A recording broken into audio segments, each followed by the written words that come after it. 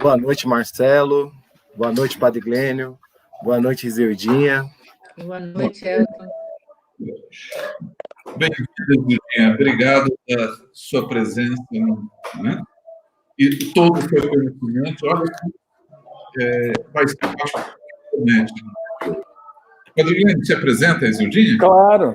Só um minutinho, eu estou enrolado com os cabos aqui. Acabei de me enrolar com eles. Boa noite, gente. Boa noite, Elton, Isildinha, Marcelo. Boa noite, pessoal que está nos acompanhando. Mais um bate-papo aqui com a comunidade. Quero apresentar essa pessoa que não a conheço pessoalmente, não tive o prazer ainda, mas, se Deus quiser, quando passar toda essa pandemia, vamos ter o prazer de nos encontrar e bater papo. Nossa querida Isildinha, assim é o nome dela. Eu perguntei, seu nome é assim, Isildinha? Né? Porque, como está no diminutivo, né, eu achei que era talvez um nome carinhoso, assim, de amigos e de família, né?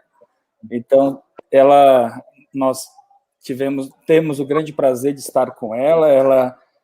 Ela é psicanalista, como eu e Marcelo somos. Ela teve uma formação... imagina uma mulher psicanalista há 30 anos atrás, assim como ela disse, né? Então, ela é uma pioneira, uma guerreira, e ela vai contar para nós aqui um pouco da sua experiência, principalmente num assunto tão atual, né? Estávamos falando aqui nos bastidores sobre a atualidade desse nosso tema, né? Não poderia vir em melhor hora esse tema do racismo, e eu acho que é pior ainda, né? O tema, como ela vai trazer para nós, né? Como o corpo, a cor de alguém, né, pode causar tanta estranheza no outro, né? Uma estranheza que provoca uma violência, como nós vimos ontem, e a sociedade parece, no geral, né, não todo mundo, mas parece que ainda escutamos pessoas falando que o Brasil não é um país racista, né? Ou seja, que não existe racismo no Brasil, né? Então, Isildinha, obrigado. Marcelo, fica à vontade, por favor. Bom, eu gostaria de cumprimentar todas as pessoas que vão nos seguir, vão nos acompanhar, e tenho certeza que será uma conversa agradável. Gostaria muito de agradecer o Padre Glênio, o Marcelo, o Elton e a Aline, que não está aparecendo, mas que me ajudou muito, que sou muito atrapalhada com a tecnologia, né? Mas acho que vai ser um final de tarde gostoso, apesar de uma conversa que será, com certeza, um tanto quanto dolorida, né? Uma reflexão dolorida acerca de tudo que está acontecendo e acontece permanentemente, né? No mundo, aqui, em qualquer lugar. O racismo, né? Isildinha, você trouxe um filme, né, que a gente vai apresentar. Só que dando tempo para as pessoas entrarem, eu queria só que você contasse assim, você defendeu sua tese na USP há 30 anos. Né? Mas o que te levou a esta tese, a escolha deste tema, além de você viver esta realidade, né? Como é que foi 30 anos atrás discutir isso dentro da USP? Olha, boa pergunta. Foi uma enorme batalha, né? Porque o que me levou foi pensar a minha própria condição, né? Eu tinha tido a oportunidade de ir para a França fazer um estágio, e lá me encontrei com um grande amigo da minha orientadora na ocasião, que era Sueli Ronick. Me encontrei com Félix Guattari, e virou um grande amigo, um amigo pessoal, e em conversas com ele, ele me disse o que eu pretendia fazer, o que eu pretendia estudar. Eu falei, eu estou pensando, né? Mas eu quero ser uma psicanalista, na ocasião ainda não era, só que no Brasil vai ser muito difícil eu fazer uma formação. Ele falou, não, você vai fazer aqui sua formação, faz aqui com a gente. Mas pensa, por que é muito difícil estudar no Brasil? Eu falei, porque eu sou uma mulher negra, né? Uma moça negra, não sou rica, e a psicanálise é, né, algo que pertence a uma classe social mais abastada. Ele me disse, não, eu venho estudar aqui, né? Então, vamos começar a pensar isso. E, na ocasião, naquele tempo que eu cheguei, recém-chegada na França, haveria um colóquio, né, um simpósio, que se chamou Psicanálise sur la terreur, a psicanálise sobre o terror. Na ocasião, a Argentina tinha acabado de passar por uma ditadura e um terrorismo, e o Félix Guattari tinha sido convidado para apresentar um tema, e ele falou, eu não vou, apresenta você o seu. Eu falei, mas qual que é o meu? Eu não sei qual é o meu. Ué, fala da sua condição, fala do que você está pensando. E ali, então, me veio esse desejo de pensar a minha condição como um ser negro, né? E pensar como funcionaria, quais as consequências do racismo, né, na psique do negro. Como isso funciona? Né? Que consequências traz para um negro o racismo, né? Em termos psicológicos, de estrutura psíquica.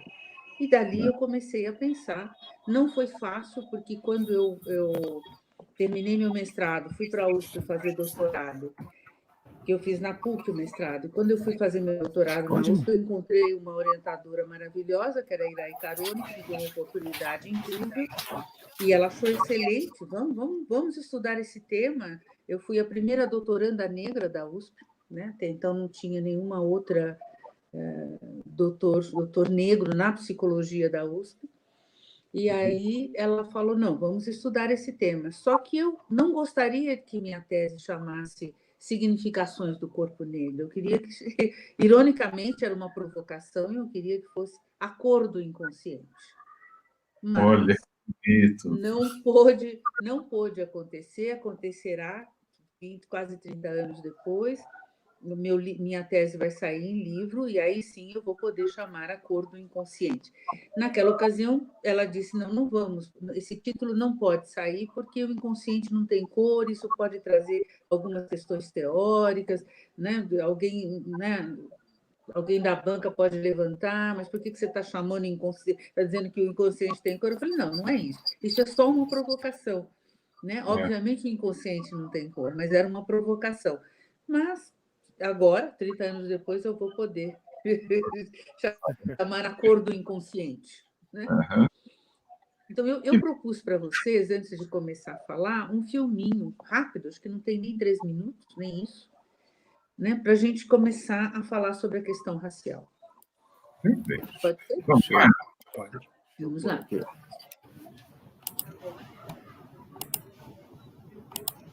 Abri já.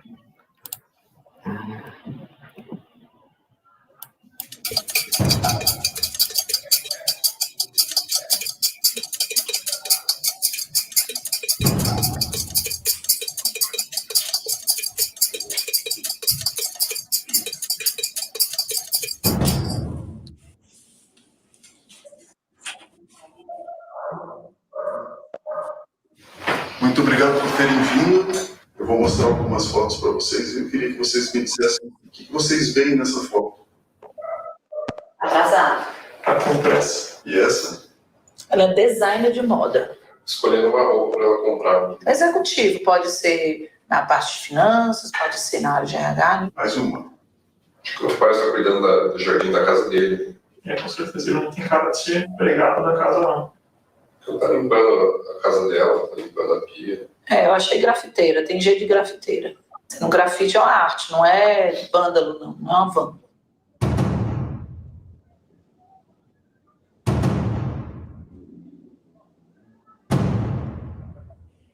O que você vê nessa imagem?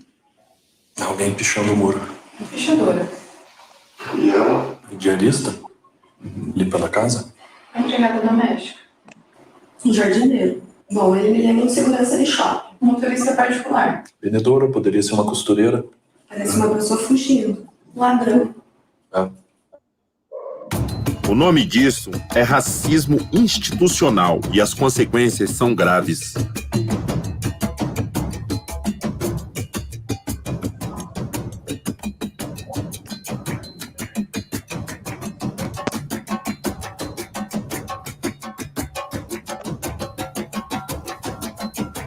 Chega de fingir que é normal. Racismo é crime.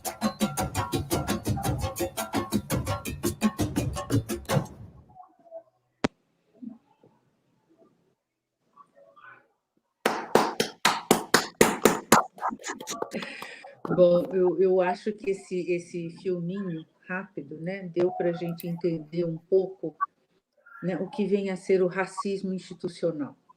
Né? É algo que nos coloca dentro de uma condição da qual nós não escapamos. Né? Quer dizer, vocês viram bem pelo filminho que uma mulher limpando a pia da casa dela, uma mulher branca, ela estava cuidando da casa dela. Né? E se fosse um negro, uma mulher negra, ela era empregada da casa. Se fosse um negro correndo, ele estava fugindo de alguém, né? Ele não estava com pressa, ele estava fugindo, né? O racismo, diferentemente do preconceito, né? Eu vou até querer fazer aqui uma distinção que as pessoas em geral não fazem. Normalmente a gente usa como sinônimos, né? Racismo, preconceito e discriminação são 3 coisas diferentes. Não é a mesma coisa. Né? O racismo ele se pretende científico, né? Ele se funda, né, no pensamento científico, ele tem como base a biologia, um dos ramos do conhecimento. Então, biologicamente, todo o sistema produz seus cientistas que, na verdade, o justificam. Né? Então, no Brasil, em 1872, chegou aqui no Brasil um cientista francês chamado Louis Conti. Ele produziu um trabalho para, naquele momento, que justificasse a escravidão, né?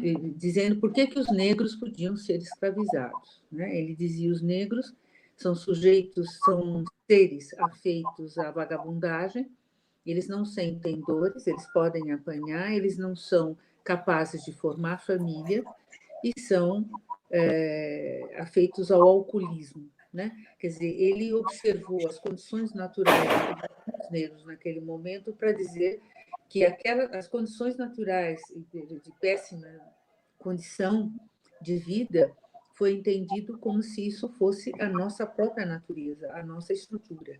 Quer dizer, os negros não são capazes de formar família, os negros não sentem dor, eles podem ser chicoteados, apanhar, ser aprisionados, amarrados, eles não sentem dor. Né?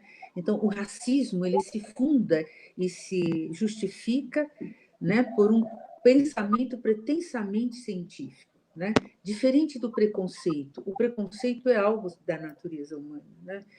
O preconceito é natural ao ser humano, todo ser humano guarda para si um certo preconceito. Né? Por exemplo, eu sou corintiana, eu acho que os são paulinos não são bons, são os corintianos que são bons. Né? E assim por diante. No preconceito, a gente forma um conceito que não está baseado, que não está fundamentado cientificamente, né? Em que eu me diferencio do outro, né? Em que eu posso me afirmar melhor que o outro. Corintianos são melhores do que são paulinos. Não há nenhum fundamento científico que prove esse pensamento. Né? Já a discriminação ela tem a ver com segregação. Né? Eu discrimino para segregar um determinado grupo. Né? O racismo ele é muito mais pernicioso por conta dessa pretensão que se funda, então, no conhecimento. Né? E nós tivemos documentos e documentos, né, que hoje na Biblioteca Nacional, no Rio de Janeiro, que guardam, né, a justificativa daquele tempo em que o Brasil a sua economia se fundou na escravidão, né? A economia brasileira ela se fundava no trabalho escravo, e documentos que foram produzidos e que provavam, né, que os negros eram seres inferiores. Além disso, a Lili Schwartz, que diz no livro dela, ela fez uma pesquisa profunda desses documentos, uma historiadora da USP, muito amiga, ela dizia assim, nos documentos, tinha documentos que orientavam os senhores de escravos como comprar os escravos, né? E eles não se referiam aos escravos como seres humanos, mas como peças, como comprar a melhor peça, né? Nós estamos falando de um ser humano. Né? Então, esta ideia, o racismo, ele desqualifica o outro. e desclassifica também, tira o ser, né? Que justifique, então, toda a violência possível para esse ser. Né? Você desqualificando, tirando o negro, né, da humanidade, tirando a humanidade do negro, você animaliza. Né? E o animal é possível de ser caçado, morto, torturado, e tudo bem, não traz nenhuma... Né? E a igreja, também daquele tempo, corroborou muito, né, com o que a gente tinha naquele momento, por exemplo, como uma sociedade, né, escravagista, né, porque dizia que os negros não tinham alma. Então, por isso, inclusive, na Bahia, muitas igrejas têm um biombo na porta, né, porque os negros não podiam entrar, mas também eles não podiam olhar os altares e os santos, ouvir assistir à missa, etc. e tal, porque eles eram seres sem alma. Né? Então, isto justifica toda a violência racista. Quando hoje a gente vê, né, aqui no Brasil ou fora do Brasil, né, a gente viu recentemente nos Estados Unidos o movimento Black Lives Matter, né, vidas negras importam, né, exatamente porque mataram o negro de maneira tão parecida, né, assim, uma coisa tão absurda, né, que a gente não tem nem como explicar isso, né, assim, nos Estados Unidos, a segregação foi algo muito grave, aqui também, né? Embora o vice-presidente ontem tenha dado uma entrevista dizendo que no Brasil não existe o racismo, né? Basta a gente ver, né, aonde estão os negros, né? Famintos, nas periferias, sem condições de acesso à saúde, à escolarização, a boas condições de trabalho, né? E por que será? Né? É uma herança escravagista, né? Essa negação, aliás, esse negacionismo próprio desse momento político que a gente vive é de uma tristeza, né? E de uma falta de senso, que é uma coisa terrível. Né? A gente tem um governo que claramente, declaradamente, né? Neofascista e, portanto, negacionista, né? Nega a saúde, nega a pandemia, nega o racismo, nega, né, toda a devastação na Amazônia, negou tudo que aconteceu no Pantanal, quer dizer, é uma coisa que nos desorienta, chega a nos desorientar e entristecer muito. Né? É verdade. Né? Então, acho que a gente vive esse momento, né? Vive essa... E o racismo, de maneira que o racismo, né, como o negro não tem como esconder a sua condição, está no corpo. Né? Então, quando alguém olha para nós, associa tudo aquilo que serve para desclassificar, para desumanizar o negro, está associado à cor. E isso não é fácil para nós, né? Porque, obviamente, quando você entra num lugar, nós estávamos falando, o Marcelo perguntou para mim, para o Elton, se a gente já tinha se sentido perseguido quando entra numa loja, se a gente percebe que alguém está olhando para nós, etc. e tal. Bom, todos os dias a gente passa por isso, né, Elton? Não é um dia... Né? Eu sou uma pessoa que, graças a Deus... conhecida, querida e estudada entre PUC e USP, Sede Sapientes, porque as pessoas me conhecem. Mas quando eu saio desse meio, eu sou uma pessoa qualquer. Né? Não tem muito tempo de comprar uma cadeira para o meu consultório, na Teodoro Sampaio, eu entrei numa loja que estava vazia e tinha um casal de brancos comprando e tinha uma bolsa no sofá. Quando eu entrei, a senhora agarrou a bolsa e o vendedor veio para mim e falou: a senhora quer alguma coisa aqui? Eu disse: bom, isso é uma loja e eu gostaria de comprar. Né? Mas ele já supunha que eu não tinha dinheiro e que eu estaria ali para roubar a bolsa da pessoa que estava comprando. Né? Isto sem me conhecer, sem saber quem sou. Né? Eu já sou posta nesse lugar daquele que não tem a condição de ocupar ou de estar naquele lugar. O racismo nos oprime, né? O racismo nos tira, nos descaracteriza. Né? O tempo todo nós somos arrancados. Tudo aquilo que nós conquistamos no dia a dia, com o trabalho, com estudos, né? não temos nenhuma garantia de que isso nos pertença, porque qualquer um pode nos tirar. Né? Nós precisamos o tempo todo provar quem somos. Né? Ou somos conhecidos num dado lugar, se eu estou na USP, as pessoas me conhecem, se eu estou na PUC, se eu estou no SESC, mas se eu entro numa loja, ninguém sabe quem eu sou. Né?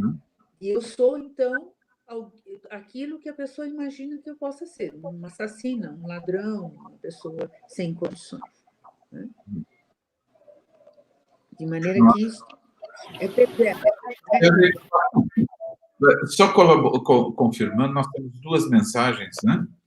A Helena fala aqui: eu passo por essas situações todos os dias.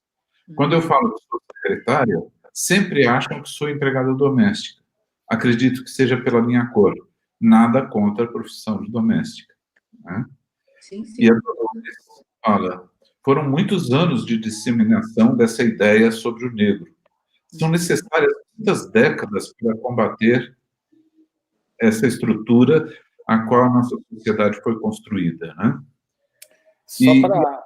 Só um pouquinho, Marcelo, só para colaborar um pouquinho, o primeiro padre negro, ele é brasileiro, claro, né? Ele só foi ordenado padre no século XIX, 1800 e alguma coisa. Foi o primeiro. Ou seja, nós estamos falando aí de pelo menos 300 anos de colonização.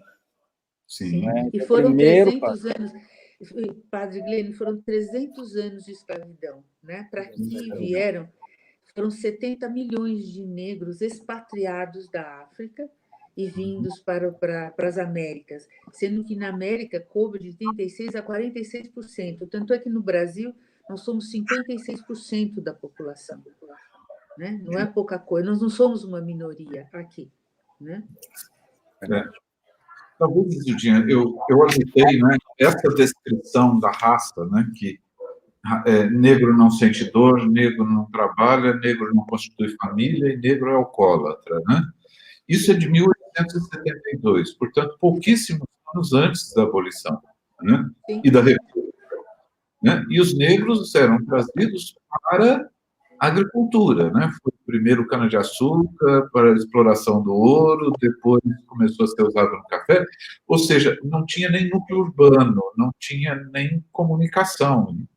E nestes 140 anos da abolição, muito pouco, quando a Dolores fala de né, nós tivemos 3 décadas com governos autoritários, sem núcleo urbano, para poder se expressar.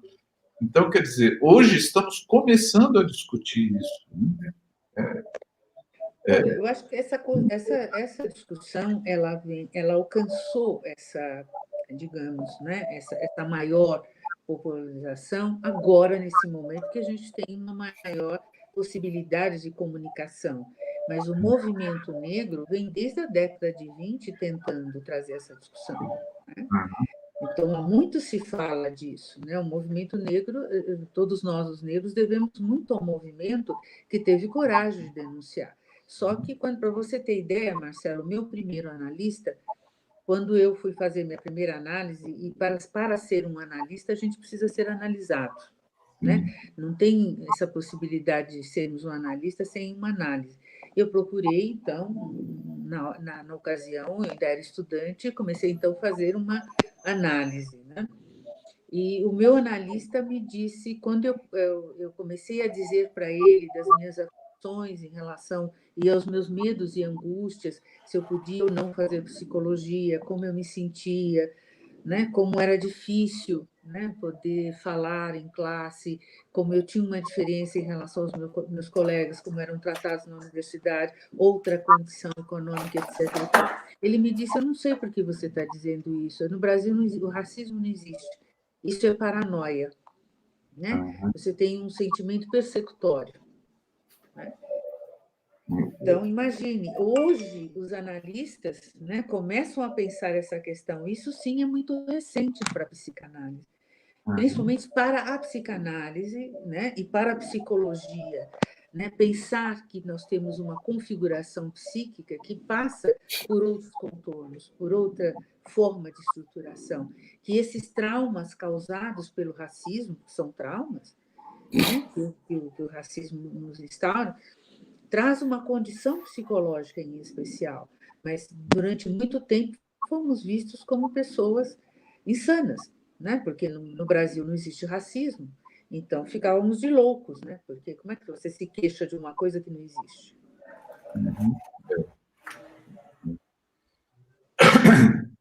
O Clóvis, olha, a Ondina está nos assistindo e dizendo que conhece você pelas leituras, né? Quer dizer, você é bastante citada. O Clóvis faz a pergunta: doutora, o termo preconceito me parece minimizar uma ação como se fosse um engano momentâneo. É pontual, temporal, quando a situação é extremamente conceitual e persevera centenas de anos, né? Ou seja, é legal, né, que muitas vezes as pessoas tratam o preconceito como se fosse um fato, como se fosse um ocorrido, e ele está dizendo, não, isso é... Né? É que o preconceito é parte da condição humana, né? Para brancos e negros, ele é parte da condição humana, né? O ser humano é preconceituoso, né? O ser humano custa a reconhecer aquilo que não lhe pertence, ou aquilo que lhe representa. É diferente do racismo, né? O racismo ele está ancorado no pensamento científico, né? O racismo se ancora na superioridade ou na inferioridade de uma raça, né? Existe uma racialização, né? Assim como houve uma racialização dos judeus, por exemplo, na Segunda Guerra Mundial, né? Os cientistas que apoiavam o regime nazista do Hitler, eles tentavam, né, e tentaram de todas as formas provar a inferioridade biológica dos judeus, né? Então o racismo ele é algo que está ancorado num raciocínio científico. O preconceito ele não tem o menor fundamento, né? Ele é uma bobagem mesmo, algo que se fundamenta numa crença pessoal, né? Ele não se estrutura, ele não se sustenta, né? O racismo não, o racismo se pretende científico, né? Você citou, o Yuka comentou a mesma coisa. A primeira vez que fui para Santa Catarina, me senti meio discriminado também. Parecia que eu era um ser de outro lugar. Isso porque eu sou descendente oriental, quer dizer. Sim, né? Eu acho que, bom, o ser humano é capaz de coisas extraordinárias, né? Eu digo para você que houve, na década de 90, 2 cientistas judeus americanos que escreveram um livro que chama-se A Curva do Sino. Por sinal, ele é bem conhecido. Nesse livro, eles tinham a pretensão de provar a inferioridade racial de negros e asiáticos, né? Então, a ideia, né, de ser humano perfeito é a ideia grega de ser humano, né? Caucasiana, europeia, enfim, né? Então, todos aqueles seres que não são caucasianos, europeus caucasianos, né, vão estar dentro do conceito de racialização e, portanto, de inferioridade racial, né? Ou seja, orientais, né? Africanos, indianos, né?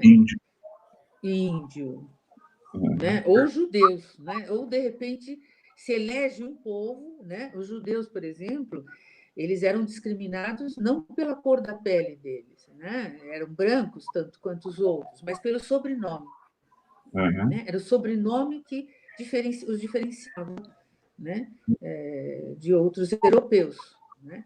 Então o racismo ele escolhe uma cultura, um povo para inferiorizar.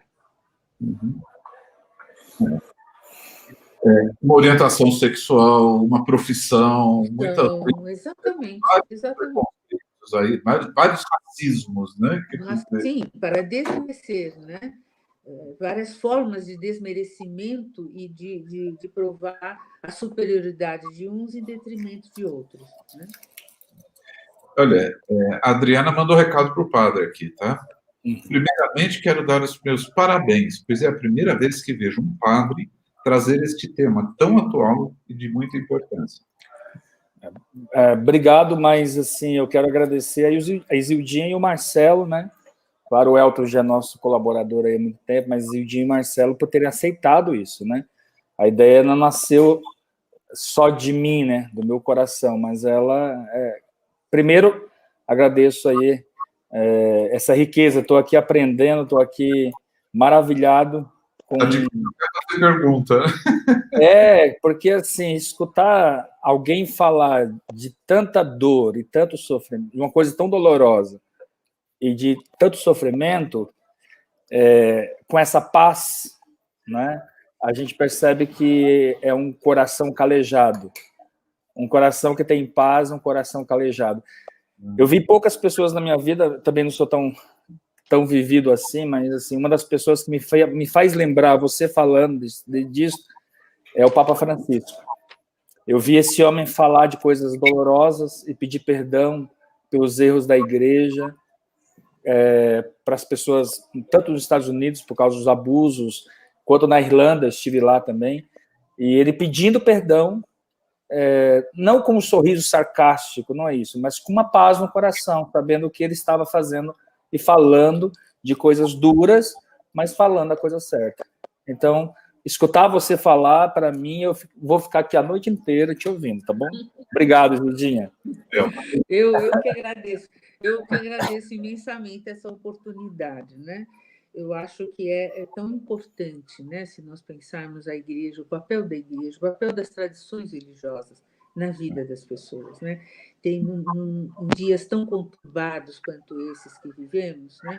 De tantos medos e tantas angústias, e a gente precisa tratar de assuntos tão difíceis e dolorosos, com esse distanciamento da fé, né? Do conhecimento, dessa relação com aquilo que nos religa a Deus, eu tenho a impressão que nos desumaniza, né? Eu acho de uma importância enorme esse espaço. Por isso eu aceitei falar aqui, né? Porque eu falei, nossa, tem uma importância muito grande. Eu sou meio caipira, eu não gosto muito de falar, eu falo muito pouco. Eu escrevo, mas eu falo muito pouco, eu me apresento muito pouco, né? Tem muitos convites, eu falo, gente, mas eu não sou essa pessoa tão didática no falar, né? Eu acho que tem pessoas que nascem professores, né? Que sabem falar muito bem. Então, normalmente eu fico meio arredia a isso, mas eu achei tão importante porque ligar a igreja, a fé, né? A possibilidade de pensar a atualidade, pensar as dores que nos atormentam, né? De maneira serena, assim, né? Porque não adianta o rancor, o ódio para pensar essas questões, né?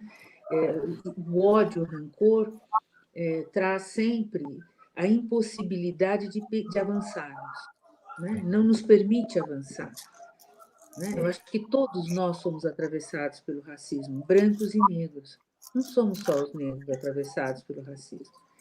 Isso traz sofrimento para todos. Os brancos talvez não percebam esse sofrimento, mas é tempo, né, de se falar, e hoje já se fala nos grupos de discussões, sobre a brancura, né, sobre a branquitude, né, porque a brancura é algo desejado por todos, brancos e negros. A brancura está acima do branco, né, está na excelência, está no inatingível. Né? O branco também quer o inatingível, né? Mas a branquitude é humana, né? Assim como a negritude é humana. E desse lugar da humanidade, nós somos seres falhos, somos seres, né? Carentes de atenção, carentes de irmandade, carentes de pensarmos juntos as nossas dificuldades. Cidinha, só juntando as raças que isso pode, né, ser discutido, né? Eu trabalhei um tempo na África, né? E eu cheguei dentro de uma empresa, tinha 2 banheiros, né? Que estava escrito na porta, operários e homens, né? Era um banheiro verde, ou seja, isso na África, em Moçambique, né? Os brancos eram homens, os negros eram operários, e eles usavam banheiros diferentes, né? Quer dizer, um país profundamente negro e que eu fiquei me perguntando, não se revoltam, não se sentem... e eu vi muitas dessas coisas de desrespeito mesmo, né? Quer dizer, não é só na Europa, etc. Dentro do próprio continente africano, muitas vezes a gente vê o negro sendo desqualificado, sendo humilhado. Mas veja, quando a gente pensa em continente africano, nós não pensamos num continente pela a tradição africana, né? Como os africanos têm uma tradição oral, nunca a história do povo africano foi respeitada, porque não tem uma escrita formal, né? Ela é oral. A tradição de história é contada oralmente. Então, nós não temos uma legitimidade no conhecimento, de maneira que o continente africano não é visto, ele não tem uma semelhança com outros povos e outros continentes, né? É isso que o africano aprendeu a se auto-rejeitar, né? A não se ver desse lugar. Né? O racismo é tão pernicioso que ele atravessa a África inteiramente. Né? Os africanos, entre si, eles se rejeitam, né? Eles não se aceitam, eles não se veem. Né? E isso os colonizadores trouxeram, porque o olhar do colonizador para a África foi o olhar do não reconhecimento. Né? O continente africano não soma uma cultura, um povo. Né? É um semi-povo, digamos assim, entre aspas. São semi-humanos, eles não são humanos, não são considerados humanos. Não tem mesmo uma escrita. Né? Por ser um continente de tradição oral, nunca foi reconhecido historicamente, inclusive, né? Como um povo capaz de uma organização, né? De uma divisão de trabalho, de uma divisão de cultura. Né? Vamos lá. Antes de continuar com as perguntas, Zildinha, a gente já começou com perguntas, né? E eu não sei se você tinha preparado uma reflexão inicial, se continuamos. Não, eu acho que vamos continuar nas perguntas, que eu acho que é o que mais interessa. As pessoas precisam falar e nós precisamos ouvir e responder. A Rita coloca: gratidão pela rica reflexão. Corajosos vocês em abordar esse tema dentro da igreja. Né? É engraçado que eu acho que é obrigação, não sei como não discutir esse tema, que é uma realidade que... Né? Eu acho interessante também, porque as pessoas na Europa, vamos dizer assim, no hemisfério norte, né? Elas ficaram assim embasbacadas com o Francisco, né? Com o Jorge Bergoglio. E nós aqui bem, pelo menos nós que estamos dentro da igreja aqui na América do Sul, ele é um padre como nós. É que, né, no hemisfério norte os padres são diferentes pela cultura, eles são mais ligados à educação, eles são é uma igreja muito mais sacramental, ou seja, uma igreja que praticamente não tem o contato com as pessoas, né? Os padres latino-americanos, ou seja, a igreja latino-americana é uma igreja do toque, é uma igreja preocupada com questões assim que faz parte da discriminação, que faz parte do ser pobre, vamos dizer assim. Somos periferia, somos periféricos do mundo, né? No sentido de economia, no sentido até político hoje, falando. Então, o Bergoglio vai e leva essa cultura para o hemisfério norte. E ele fala de questões que nós aqui na periferia, eu sou um padre da periferia, sou filho da periferia, inclusive, estava até dizendo isso outro dia ao grupo de amigos, né? Assim, posso ter o olho claro, mas sou neto de negros, né? E sou nordestino, e sou pobre, fui criado na favela, né? E nunca saí da favela, porque a favela nunca saiu de dentro de mim, graças a Deus, né? Então, o Bergoglio levou essa discussão lá para fora. Então, ou seja, a igreja na periferia, talvez não hoje mais, por algumas questões ideológicas, mas na sua grande maioria a igreja sempre tratou disso. A gente não pode esquecer que na década de 70, 60, 70 e 80, quem começou a falar dos problemas, né, com relação às mulheres, os negros, os índios, né, a igreja que levava essa discussão. A igreja sempre foi este lugar de discussão. Eu acho que da década de 90 para cá, por uma questão ideológica, repito, parece que não se pode falar dessas questões humanas. Então, essas questões raciais, essas questões, enfim, que nós estamos tratando, elas deveriam sempre ser faladas dentro da igreja. Por quê? Porque a igreja é o lugar Jesus veio mostrar o homem ao próprio homem, não revelar Deus. Deus já tinha se revelado antes. Então, alguns teólogos dizem assim, Jesus era tão humano que só podia ser Deus. Né? Então, ou seja, as pessoas esqueceram esse lado da igreja. A igreja não é para tratar de coisas divinas, a igreja é para tratar de coisas humanas. E eu acho que é o lugar mesmo, um dos lugares privilegiados para a gente debater estes assuntos tão dolorosos. Eu acho que né, eu entendo o que o padre Glênio está colocando, e ele tem razão. A igreja na América do Sul, na América Latina, é completamente diferente da igreja europeia, da igreja norte-americana, né? cujo povo tem uma outra condição social. Então, não se fala, não tem espaço para falar da pobreza, da fome, né? Da necessidade de aflições e de acolhimentos, muitas vezes, que a igreja fez sempre. Né? A igreja, na década de 60, 70, 80, se posicionou politicamente, inclusive, também. Né? A gente sabe disso. A luta que fez Dom Paulo Evaristo Arnes, acolhendo, na época da ditadura, as pessoas que eram presas, né, espancadas, quanta gente ele não ajudou, quer dizer, a igreja interferiu na sociedade de maneira positiva, de maneira a ajudar, de maneira a acolher, né? É uma outra realidade, né? No entanto, hoje, né, dado um outro momento também, uma outra realidade, né, onde a gente tem uma divisão assim no povo cristão muito grande, né? E entre os evangélicos prometem uma proximidade maior pela televisão, etc. E tal. Os católicos ficaram tanto quanto vendo as suas igrejas se esvaziarem, né? E se distanciando muito da necessidade.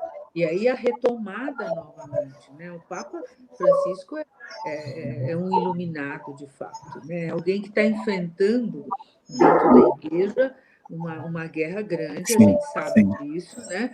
Alguém que tem enfrentado, inclusive, a oposição do seu próprio antecessor, que é uma coisa gravíssima, né? Tendo o Opus Dei apoiando o antecessor, enfim, outra história, mas ele é forte e eu imagino que ele a sensibilidade dele, e a fé dele, e a simpatia dele, né, pelos pobres, né, a escolha que ele fez pelos pobres e necessitados, fez toda a diferença do mundo, né? Eu sempre rezo por ele sempre pede no Ângelus que a gente reze por ele, e eu rezo por ele, porque eu gosto de ver o Ângelus aos domingos, vejo e rezo sempre, porque realmente fez toda a diferença. Né? Assim como o padre Glênio está trazendo essa questão para a comunidade, para a gente poder pensar, né? Não só porque ele é egresso desse lugar, ele se hermana conosco, mas pela sensibilidade, por entender que isto é parte das nossas aflições, e isso implica sermos acolhidos de alguma maneira na nossa fé, sermos acolhidos, né? Não por sermos perfeitos, mas exatamente por precisarmos, né? Vinde a mim os necessitados, né? Quer dizer, essa possibilidade da igreja ser esse fator de acolhimento e acolher e não discriminar e receber a todos igualmente é importante, né? Numa realidade como essa que nós vivemos, né? Numa realidade onde há convite para a morte, onde há o convite para a cisão social, para a violência, né? Quando o chefe de Estado aprova, né, a aquisição de armas, né, não reconhece o racismo, não reconhece a pandemia, né, não reconhece a mudança climática, não reconhece a destruição do Amazonas, não reconhece o desemprego, a falta, a necessidade do povo, a gente precisa se acolher. Verdade. Nossa senhora, eu quase me perco aqui, deixar você falar sem fazer as perguntas. Mas é o seguinte, a Adriana faz uma pergunta que eu tinha uma coisa parecida reservada. Né? Doutora, como a educação realmente pode contribuir para o racismo? Né? E é uma pergunta que sempre me incomodou, né? Acho que nós temos proximidade. Eu me lembro que eu estudei nos anos 60, né, que a liberdade do negro era a favor de uma princesa branca. Né? Quer dizer, ninguém estudou a história do negro, né, os quilombos, os zumbis, etc. Né? Quer dizer, a educação já condicionava quase que assim, ó, uma princesinha branca, né, foi boazinha, né? E a gente sabe que não foi isso. Mas voltando, Adriana, como que a educação realmente pode contribuir contra o racismo? Olha, a educação é muito importante, né? A educação, ela nos organiza, ela nos faz seres pensantes, digamos assim, né? Quando você tem uma educação que parte de um princípio questionador, esclarecedor, né? Onde a gente não esconde o que acontece, porque às vezes as pessoas acham que uma educação que é contra o racismo é uma educação que esconde a questão racial, que esconde a diferença. A diferença está posta, a diferença existe, né? Mas a diferença, ela não deve segregar, ela não deve anular o outro, né? Eu acho que quando a educação pode explicitar essa questão, né? Historicamente, é muito importante contar a história. Um povo que não conta a sua própria história está fadado a repeti-la, né? Então, a gente precisa contar a nossa história. O que nos aconteceu? Né? Foram 300 anos de escravidão. Né? A escravidão sempre existiu no mundo. A escravidão não foi... primeiramente, não aconteceu. Já na Grécia Antiga havia escravidão. Né?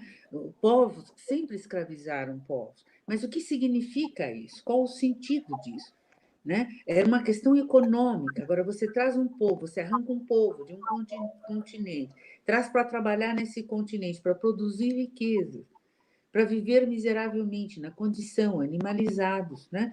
Então, quando você conta essa história exatamente como ela é, você produz uma consciência. Esse povo foi alijado do seu direito. Né? Esse povo foi alijado da humanidade. Né?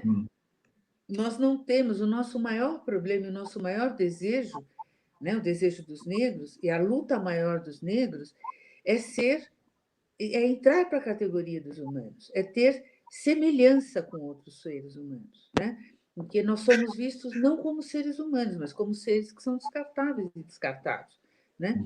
A educação é uma forma importante de introduzir, de dizer dos enganos da história, né? Das mentiras históricas que se contou nesse país. Né? Quando, no meu tempo, eu tenho 65 anos, eu não conheci Zumbi dos Palmares. Né? A impressão que a gente tem, né, que os negros sempre aceitaram tudo sem reação nenhuma. E hoje a gente sabe que houve a revolta dos malês, né, que teve Zumbi dos Palmares. Né? Que, assim, houve uma luta por emancipação, houve uma luta por um lugar, por um reconhecimento. Né? E a própria abolição tinha fatores econômicos incluindo, quer dizer... Sim, já não era mais interessante, acabava o ciclo da cana-de-açúcar, né? E a escravidão, então, já não era escravizar, quer dizer, o Brasil foi o último país a abolir seus escravos, não havia mais interesse econômico, não foi a bondade da princesa Isabel. Né? Não tinha mais como continuar. Mesmo assim, contratou-se naquela ocasião, 1872, o Louis Conti, que era um médico e cientista francês, para justificar a permanência da escravidão. Quer dizer, a gente pode escravizar esses seres porque não tem por que libertar os seres que são semi-humanos, que não são humanos. Né? Vamos explorá-los de um outro jeito.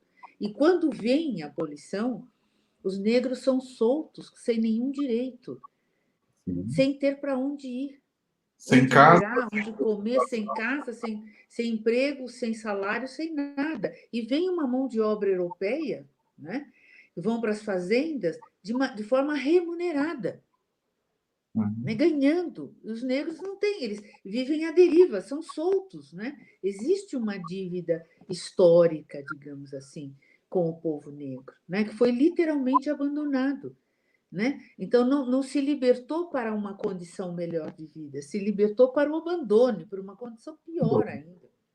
Analfabetos, sem casa, sem comida, sem trabalho, sem nada. Né?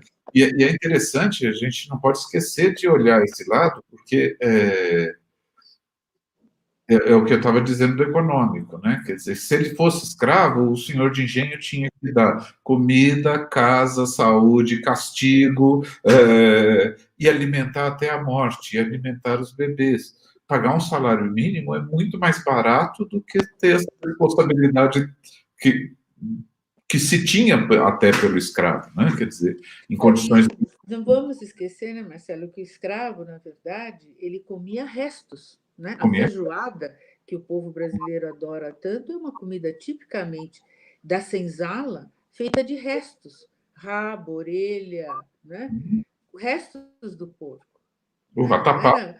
O vatapá também, os restinhos todos, né? Quer dizer... Entendeu? Então, assim, na verdade, né, se gastava muito pouco com os negros, né? Os negros se curavam entre si, daí nascem os curandeiros, né? Se curavam com ervas, etc. E tal. Não tinha, né, um tratamento humanizado, né? A gente vê as pinturas do século 17, 18, 16, 17, onde tem a nobreza na mesa e as crianças negras embaixo da mesa comendo os restos que eram jogados no chão. Gente, o Alexandre faz uma pergunta que essa resposta pouca gente conhece, né? Tem Laurentino Gomes, né? E tem Paulo Freire com Casagrande Senzala, que são dois historiadores que escreveram profundamente, né? Mas o que o Laurentino pergunta se traz de fato a história ou se tem algum livro mais fidedigno. Olha, hoje a gente tem, né, uma bibliografia vasta e já revendo Casagrande Senzala, né? Porque Casagrande Senzala criou uma grande confusão na cabeça dos brasileiros, né? Romantizou a escravidão, né? Parecia que não havia aqui, de fato, uma escravidão, e Casagrande Senzala, Gilberto Freire, cria o mito da democracia racial, algo que jamais aconteceu nesse país, né? Então, hoje a gente já lê com uma certa crítica Casagrande Senzala, não como algo que esclarece, mas algo que, na verdade, né, nos tirou, inclusive, adiou a nossa condição de pensarmos com mais nós, o povo brasileiro, os brancos e negros, o que foi esse período histórico, né? Então, claro que a gente tem outros autores, né? Não me vem à cabeça Arthur Laurentino excelente, que é um autor mais recente, um pesquisador importante, mas a gente tem muitos pesquisadores hoje, né? Na história, na sociologia, na psicologia, que trazem, né, uma leitura mais crítica em relação ao que aconteceu, que nos alerta, que nos ajuda a estruturar políticas públicas que são importantes para sairmos desta condição, né? Embora eu não possa negar que Gilberto Freire trouxe a discussão desta diferença da Casagrande Senzala numa época de repressão muito forte, ou seja, teve sua importância como antropólogo. Sim, por isso que eu digo, por isso que eu disse que há uma leitura crítica, né? Não é que ele não foi importante, acho que ele é importante, mas hoje a gente já consegue fazer uma leitura crítica, porque ao trazer a senzala, né, ele trouxe a senzala como, né, como se a senzala fosse integrada à Casa Grande e Senzala e Casa Grande fosse uma coisa só, né? E criou o mito da democracia racial no Brasil, né? Que hoje o senhor Bolsonaro ou o vice-presidente fazem o mesmo discurso. O discurso dessa gente é fundamentado em Casagrande e Senzala, né? No Brasil não existe racismo, né?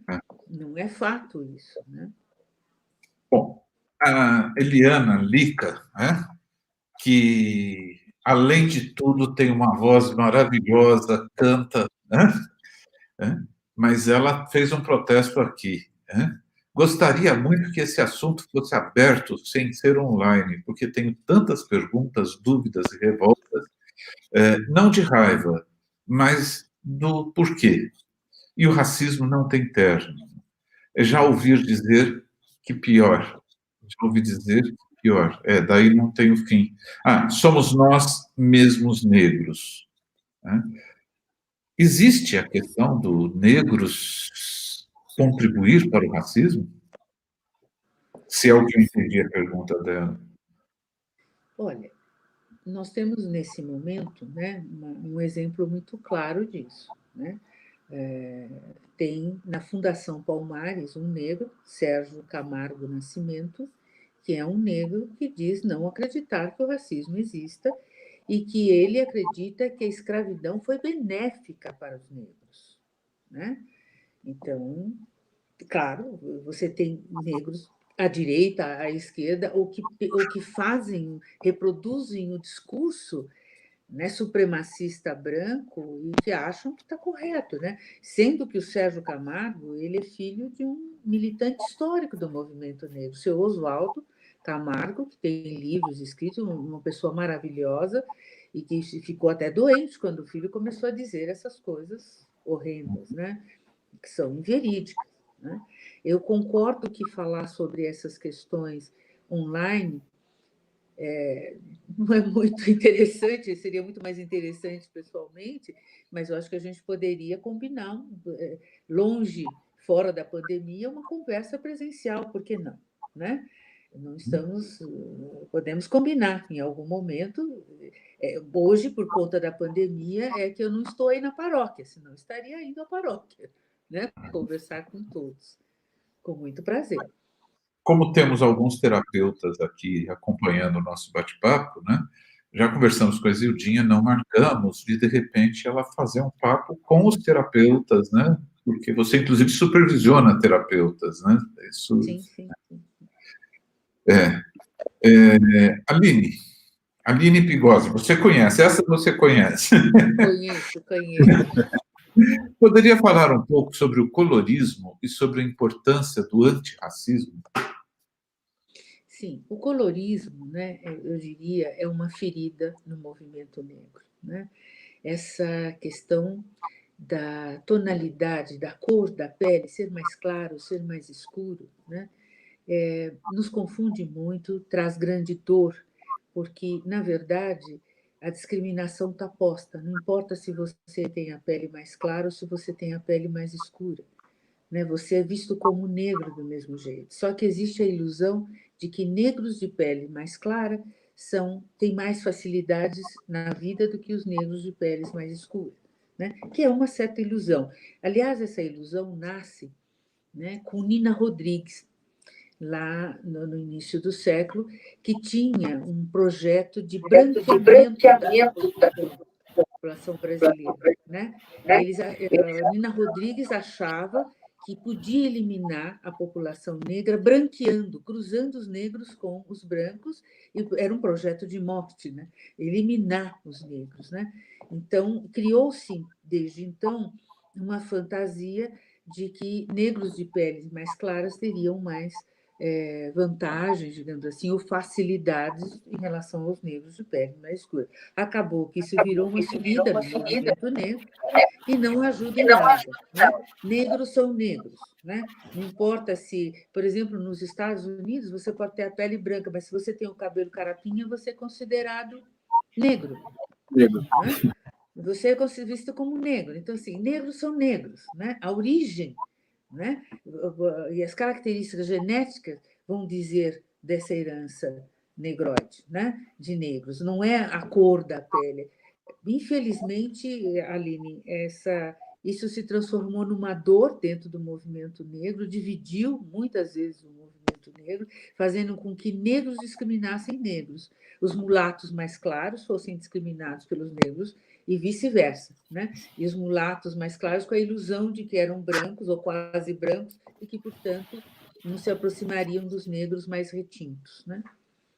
Uhum. Isso é uma ideologia, né? Uma ideologia que nasce para a cisão, né? Quer dizer, o povo negro já sempre teve muita dificuldade de se perceber e se identificar entre si. O colorismo foi uma forma de cindir esse povo, né? De dificultar essa união, de criar essa força. Somos todos negros, né? Mais claros ou mais escuros, não importa, né? Agora eu vou cutucar o Padre Glênio, né? Quando fala de mulato, ele tem uma história de mulato, né? Na verdade, gente, desculpa se dá no eco aí, é porque o bar aqui da frente tá todo vapor, né? E aí eu tive que fechar tudo aqui para não fazer esse barulho aí. Mas, na verdade, eu tive uma secretária da paróquia, minha primeira secretária da paróquia, a Cida Catarina, se ela estiver vendo a gente, um grande beijo para ela. Eu gosto muito dela, nós tivemos bons momentos juntos. E eu, com meu discurso, cheguei e falei assim, mas fulano não é negro, fulano é mulato, né? Com esse discurso todo despreparado que muitas pessoas têm, porque aprenderam assim. Infelizmente, aquilo que você estava falando da educação. A educação é muito importante para que a gente aprenda a falar direito e aprenda a não fazer o outro sofrer. Ela falou assim, mulato, um homem tão estudado que nem o senhor, né? Fez 2 faculdades, não aprendeu ainda que mulato é pejorativo. Mulato vem de mula. É chamada porque é mula, porque a mula ela é estéril, ela é o cruzamento do cavalo com o jumento, uma coisa assim, não sei se é esse cruzamento, mas ela falou assim, ela é estéril, então usava, é um tratamento pejorativo, você não pode mais usar isso. Então as pessoas usam, né? Eu parei de usar, nunca mais usei, mas porque ela me ensinou, porque tive essa educação, agradeço a ela por isso. A educação é tão importante, né, Padre Glênio? Por isso, né, para a gente conhecer essa história, para a gente entender, mas principalmente para a gente aprender a ter tolerância. Né? A intolerância é o pior, né? A não aceitação da diferença, a conviver com a diferença. Nós não somos seres idênticos e iguais, nós somos seres singulares, mas todos seres humanos, né? Então, quando a gente fala, a gente nem imagina, né? Não aprende-se isso na escola, né? Que há tantos modos de desmerecer o outro, e mulato é uma dessas questões, quer dizer, o mulato não é branco nem é negro, né? Ele está ali no meio, né? E as pessoas achavam antigamente que ser mulato era bom, né? Porque mulato, ele é quase branco, mas ele não é branco, né? É quase branco, mas ele não é branco, né? Mas formas de manter, né, a esterilidade de um povo, né, que estava impedido de exercer o seu potencial, né? E na verdade e na realidade é isso que acontece, né? Você sabe, padre, que tem uma grande poetisa, uma romancista brasileira mineira, a Conceição Evaristo, ela dizia o seguinte: eles combinaram de nos matar, mas nós combinamos de não morrer. Ela dizia isso, eu acho isso genial. Ela é uma romancista negra. Genial. Eles combinaram de nos matar, mas nós combinamos de não morrer. Né? Vamos lutar. Perfeito. É isso aí, né? Não vamos deixar. Né? Não sei se você sabe, mas esta era uma ideia que eu vi num filme que falava do nazismo. Né? As pessoas que estavam dentro dos campos de concentração, né? Elas falavam isso, não com essa, não especificamente com essa fala, mas algo semelhante, ou seja, nós não vamos morrer. Eles, na questão da raça judaica, né? Sim. Eles não vão nos matar, é uma coisa assim. Exatamente. Tem mais perguntas aqui que eu já fico assim agoniado a hora que eu olho o nosso tempo, né? Vontade minha. Promete que um dia que você não tem nada para fazer no sábado, você se oferece para vir aqui de novo, que o povo já está pedindo. O que eu prometo é combinar com vocês, nada de não ter nada para fazer. O combinado é combinado, a gente arruma o tempo e vai. Por que não? Né? A Helena coloca, eu ficaria aqui nesse bate-papo até amanhã. Que gostoso, que bom. Eu acho importante, eu não sei se eu tive que sair para poder fechar as janelas aqui, eu não sei se você já comentou, ou se o Marcelo fez a pergunta do Clóvis. Não, eu estou guardando a do Clóvis, ele já repetiu a pergunta. Tá bom. Vamos lá para o Clóvis, depois eu vou nas outras. A senhora já deve ter socorrido pacientes em circunstâncias diversas. Subjugado, submisso, revoltados, vingativos. Como trazer a consciência ao indivíduo nesse cenário? Bom, a primeira coisa, né, assim, na verdade, a vingança, a revolta, né, ela é destrutiva, ela é autodestrutiva, ela não destrói o outro, ela destrói a si próprio, né? Porque você acaba por odiar a si mesmo, principalmente nesta questão racial, né? Não é nem o outro que você está odiando, né? Eu acho que o ódio, a revolta que ela não está canalizada para o produtivo, ela não consegue gerar nenhuma mudança, né? O Dr. King, Martin Luther King, ele dizia isso, né? É preciso que a gente tenha essa noção de que a repetição do ódio que vem do outro lado não nos ajudará, mas nos destruirá, né? Então, a primeira coisa a fazer é acolher esse ódio. Esse ódio, no fundo, é uma imensa dor que não tem lugar. Quando o paciente chega para mim e eu o acolho, e eu entendo essa dor, e nós falamos sobre essa dor, ele é capaz de se acolher, ele aprende a se acolher, né? E aí ele vai transformar isso em algo, em luta política, né? Ele vai melhorar a autoestima dele, porque ele aprende a olhar para si mesmo e a não acreditar naquilo que ele foi convencido a crer, né? Entre o que se diz do negro e quem é o negro, quem é você, é outra coisa, né? Mas quem é você? Quem quer ser você, né? Há um resgate desta pessoa, né? Porque o ódio não ajuda, né? O ódio não resolve, né? O ódio leva ao vandalismo, leva à morte, quase sempre, né? Mas não à transformação. Não que seja fácil, né? A raiva é um sentimento humano e ela existe. A gente não pode esconder a raiva, a gente tem que olhar para ela. Mas a gente tem que entender para onde ela está direcionada. Muitas vezes a gente pensa que ela está projetada numa pessoa e de repente ela está em nós mesmos. Ela se volta para a gente mesmo e não para o outro, né? Mesmo porque, né, não sei qual a sua opinião, mas Clóvis fazendo a pergunta, que é a coisa que se discute, né, sobre o ódio geracional, né? Quer dizer, se percebe que muitas vezes esse ódio atravessa gerações, né? Porque ele não vai para a evolução, né? Ele vai pelo ódio, né? Isso é difícil de romper mesmo. Mas o ódio, ele não, em via de regra, né, a história mostra isso para a gente, né? Que o ódio ele é extremamente destrutivo e não construtivo, né? Quando você não entende, né, que na verdade ele leva à autodestruição de todos, né? Infelizmente, né? Infelizmente ele leva à dor e à destruição, né? Fala um pouco, a Aline está perguntando, né, das cotas raciais. Como é que você vê? É uma reparação? Ela pergunta assim: daí a importância de cotas raciais como meio de reparação por todas as faltas que os negros sofreram.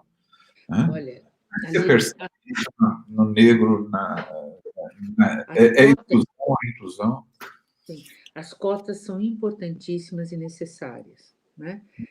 Numa sociedade em que a gente ela funciona por meritocracia, mas aonde você não tem, né, a possibilidade de todos partirem do mesmo lugar, a gente precisa das cotas. Tomara um dia a gente não precise mais.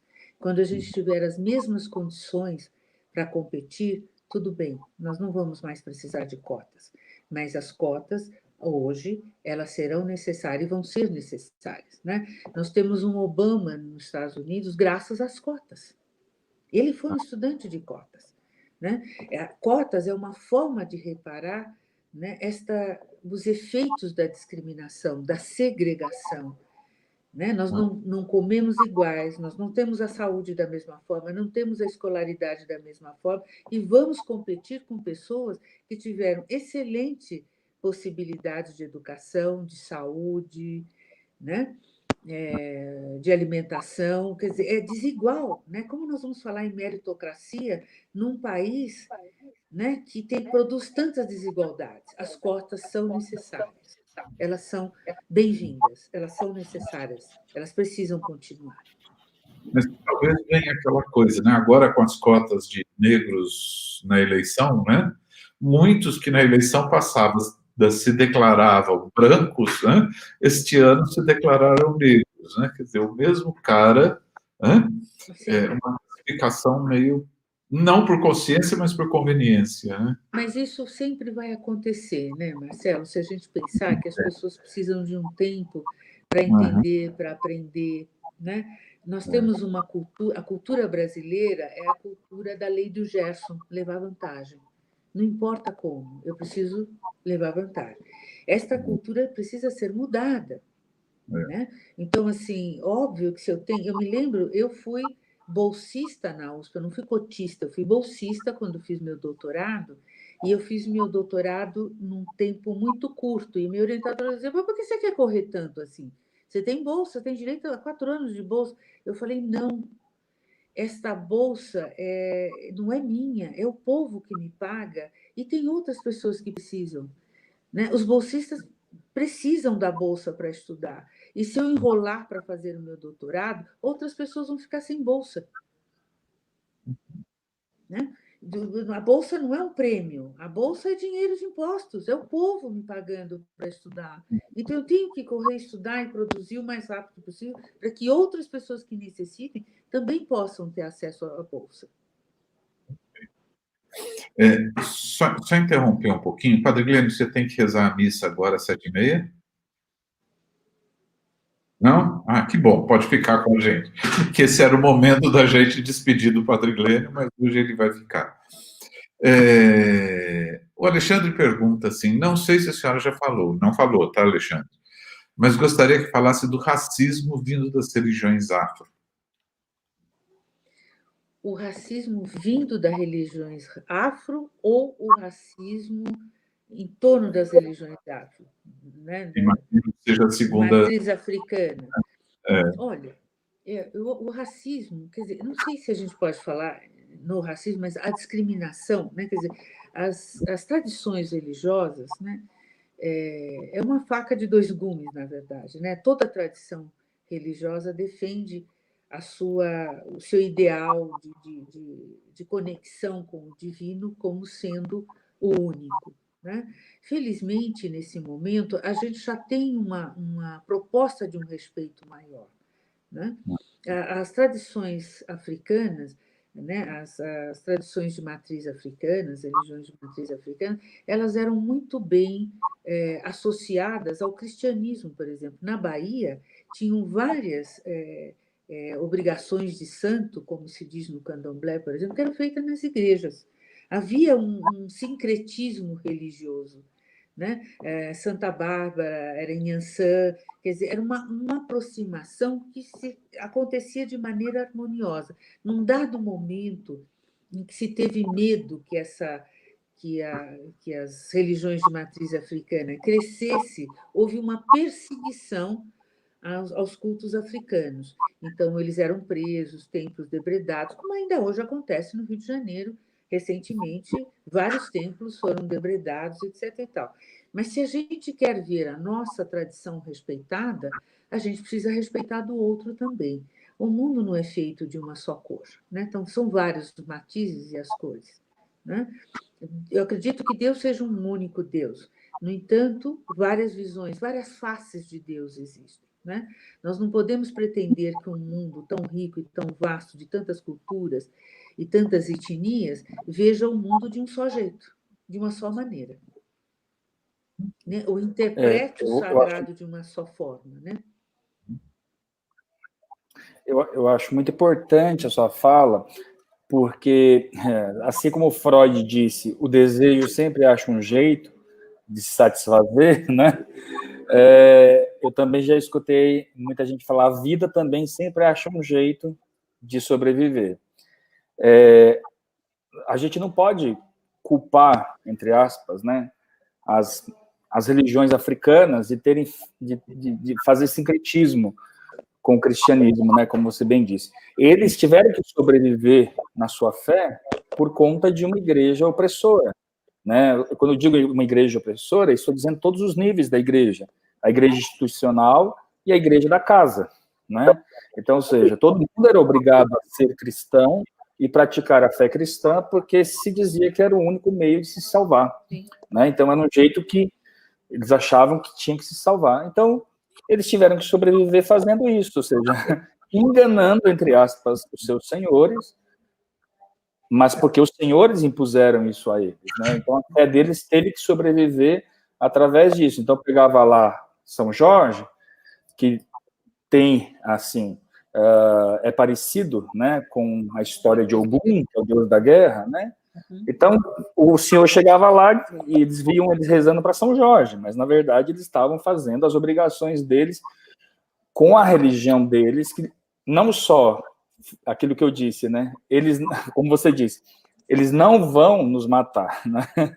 Ou seja, não vão matar a nossa cultura, não vão matar a nossa fé, mas por mais que eles queiram, a vida sempre acha um jeito de sobreviver. Eu acho que é muito importante a gente entender isso.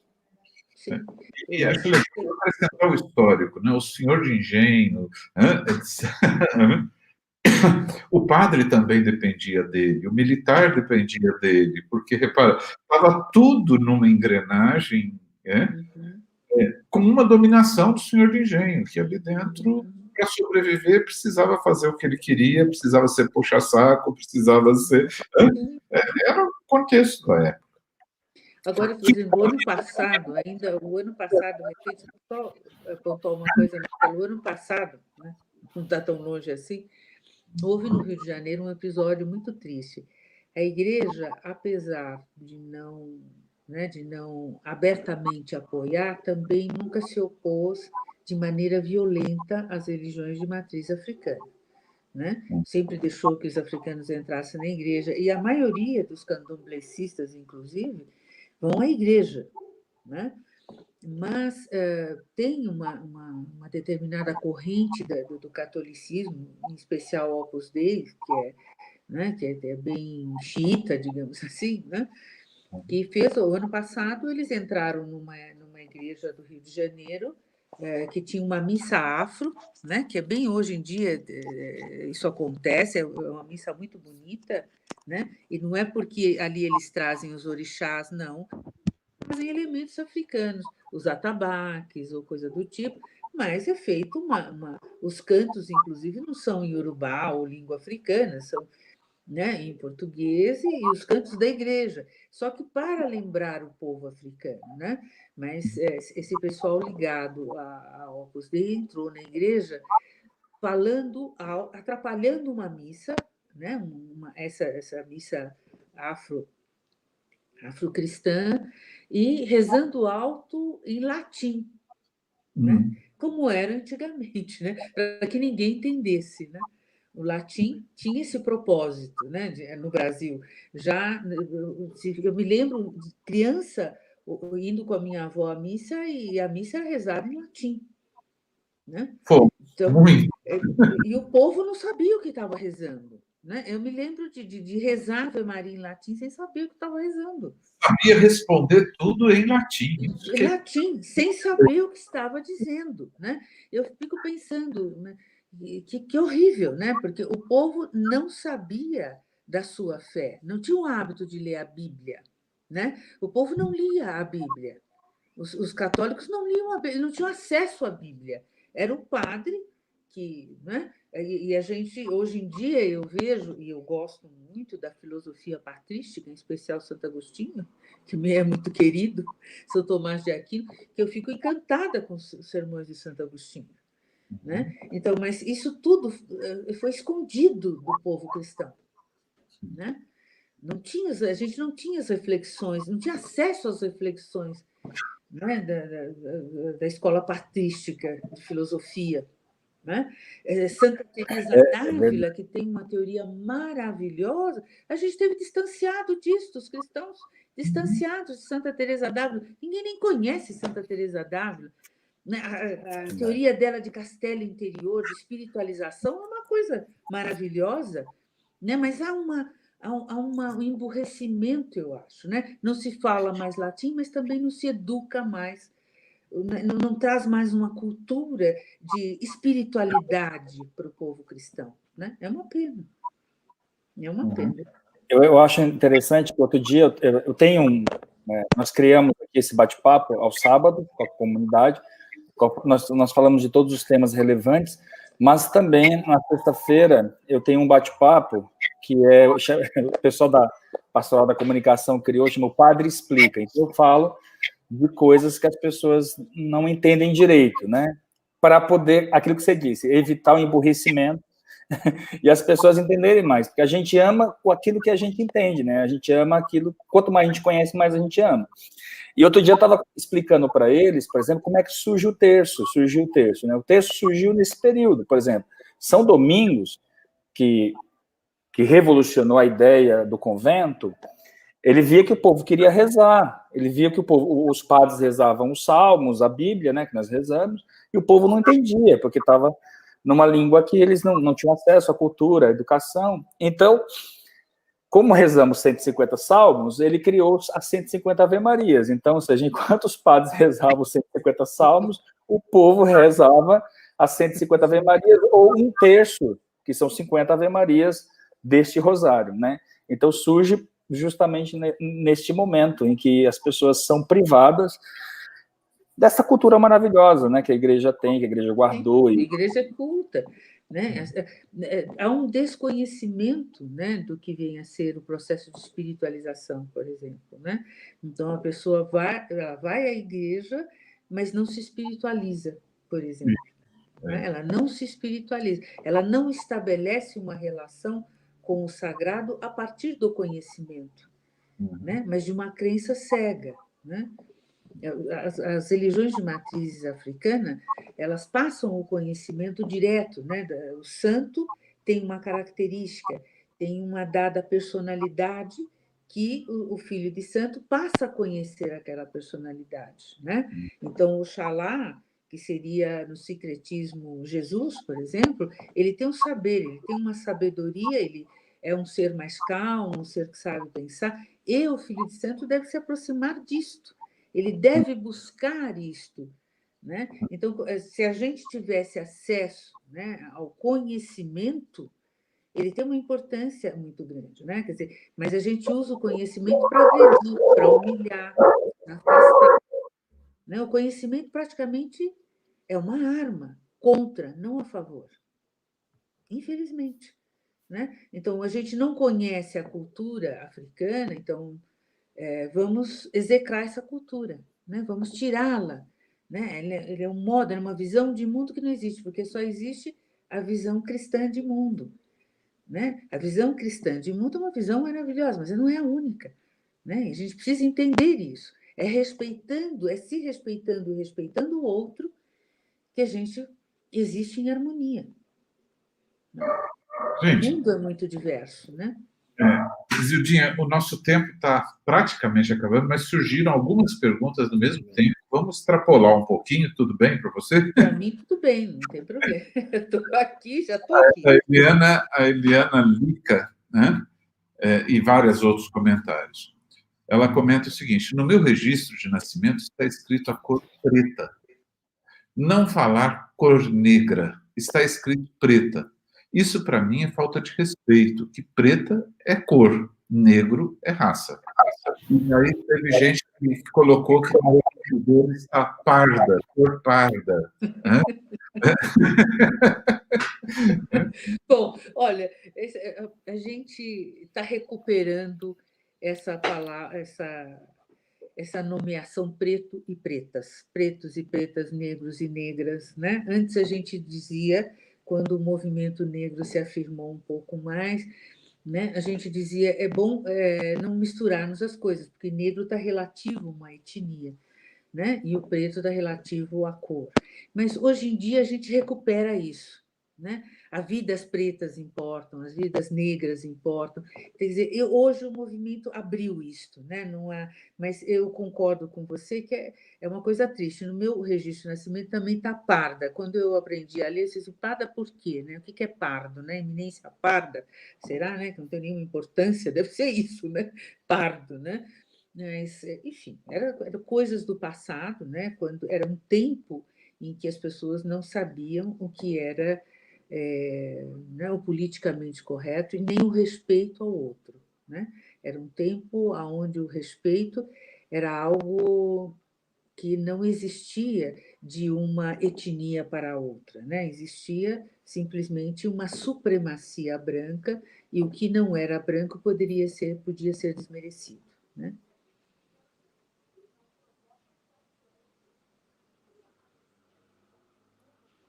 Ligar meu microfone aqui. Isso. Gente, eu não sei o que fazer, eu não sei como terminar esse bate-papo, porque as pessoas estão adorando, agradecendo a você. Bom, né? Que bom! Agradecendo a você, né? Tem alguns comentários ainda que eu não sei como fazer. Né? Padre Glênio, o que a gente faz nessa hora? Olha, eu acho que assim, eu acho que os comentários são comentários assim muito de agradecimento, né, por você partilhar o seu conhecimento, o conhecimento que você conquistou a duras penas, né, durante muitos anos. É pouco, né? Sabedoria, né? Então as pessoas estão gratas e eu queria só que você, se você puder comentar. O Clóvis aqui, o Clóvis é um colaborador da gente, sempre faz perguntas assim muito legais para a gente responder. Ele diz assim, doutora, a miscigenação pode trazer melhores resultados e mais rápido do que políticas sociais atuais? O que você acha? Olha, excelente questão, né? Assim, foi-se o tempo em que a gente pensava a miscigenação como uma forma de melhorar a raça. Isso não existe. As pessoas têm relações interraciais porque se gostam, porque se amam, e não porque vai se melhorar qualquer condição. Porque na miscigenação, o negro continua sendo negro e o branco continua sendo branco, né? É melhor que a gente possa pensar as relações interraciais fundadas no afeto, na simpatia, no amor, e não na possibilidade de mudança de condições sociais. As condições sociais, elas devem ser adquiridas através da luta, né? Da luta da cidadania pela cidadania. É isso que melhora a nossa vida. Nós somos cidadãos, negros ou brancos, somos todos cidadãos, né? Que temos que lutar pelas políticas públicas que vão nos dar melhores condições de vida, né? Não é na raça, não é na miscigenação que isto vai acontecer, até porque as relações interraciais elas devem ter como base o afeto, né? Jamais a condição de branqueamento. Isso é uma bobagem, né? Isso a gente viu a experiência que eu acho muito bonita da Europa quando cria a comunidade europeia, né? E tem o projeto Erasmus, que é justamente incentivar que os jovens viajem pela Europa e que tomara que se apaixonem pessoas de dois países para criar uma Europa mais unida, né? Ou seja, você cria condição para que as pessoas se conheçam. Se apaixonarem, ótimo, mas não como uma estratégia, tem que casar italiano com alemão para ver se vira Europa. Se garante a União Europeia, né? Não, né? A União Europeia é um tratado civil, um tratado político, né? De cidadãos que resolveram pensar uma condição comum, né? De melhorias de vida, de comércio, de tudo, né? Mas não, eu acredito muito que as relações... Como? Desenvolver o amor e o respeito entre as diferenças culturais. Entre as diferentes culturas. Eu acho que tem que estar, né, as relações interraciais têm que ter como base o afeto, né? E não a melhoria da raça. Não existe isso, né? Isso foi coisa do passado. Isso foi coisa do Nina Rodrigues, que não acabou bem. Foi um desastre. Eu, quando fui à Argentina a primeira vez, eu escutei de um taxista, mas ele era muito racista, né? Então ele estava falando mal dos peruanos que estavam chegando, estava falando mal dos bolivianos que estavam chegando, pessoal que estava fugindo da fome, né? E que estavam chegando por ali. Ele comentou isso comigo, eu não sei se é verdade ou se você tem essa informação, que a Argentina passou por esse processo de branqueamento da população com relação ao povo indígena, por exemplo, né? Se nós vimos os argentinos de Buenos Aires, por exemplo, eles são extremamente, são muito mais brancos do que o povo do interior da Argentina, que é um povo mais indígena. Não sei se você tem esse conhecimento, se isso é verdade. Bom, a Argentina, ela fez um processo muito doloroso de extermínio mesmo, né? Extermínio dos indígenas, dos negros, né? Tem uma piada argentina que diz assim: na Argentina não tem negros, nós exterminamos todos. E é fato, né? Eles passaram por uma política de extermínio, né? Não foi de branqueamento, não, foi de extermínio mesmo, né? Esterilização, né? Racial, então foi uma coisa brutal. E a Argentina é um país muito pequeno, digamos assim, né? Em relação ao nosso. O Brasil tem dimensões continentais, né? É muito diferente. Infelizmente, é uma política dolorosa. E a Argentina recebeu muitos estrangeiros, muitos judeus, europeus, né? E a Argentina, na América Latina, sempre se pretendeu um país de status europeu, né? Eles sempre se viram como europeus e não como latinos-americanos, né? Mas, enfim, é triste essa história, né? Não é uma história muito bonita, não, né? É uma história muito triste de extermínio mesmo, né? Zildinha, eu tenho uma pergunta, já não tem mais tempo, mas o pessoal está pedindo para não terminar aqui, né? Então eu vou obedecer alguns pedidos. A gente teve escravos no Brasil, desde a Bahia, na época da cana-de-açúcar, de Recife, na época do cana-de-açúcar, né? Depois a gente teve mineração, Minas Gerais, que era muito mão de obra escrava também, até o começo do café em São Paulo e no Rio de Janeiro.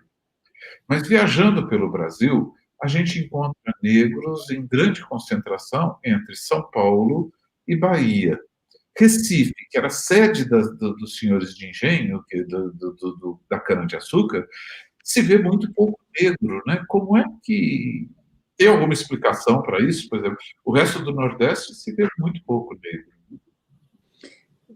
Tem muito a ver com, na verdade, né, com a geopolítica mesmo e com a questão econômica, né? Onde você tinha uma capacidade extrativa maior, ou seja, né, da terra, de plantações ou de mineração, então você tinha uma concentração maior de escravos naquele lugar, né? Se a gente pensar o Recife, por exemplo, eles tinham um engenho de açúcar também, né?